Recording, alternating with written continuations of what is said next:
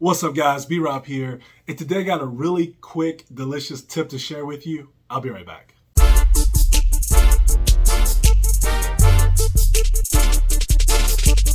All right, guys, so on with the delicious quick tip that I'm going to share with you. I'm going to make this really quick.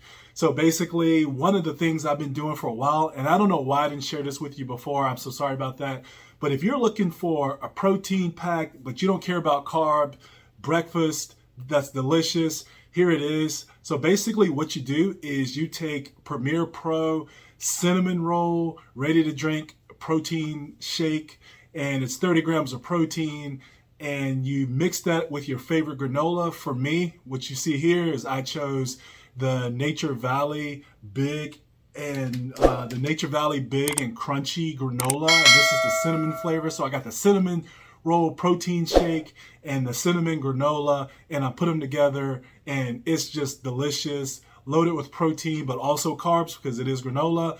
But if that's something that you're looking for and you really want that both in your breakfast to build muscle and everything else, then this is it. So hopefully this helped you. It's delicious. If it's too sweet for you too, something you can do is you can actually mix a little bit of water in it if that's something you want to do.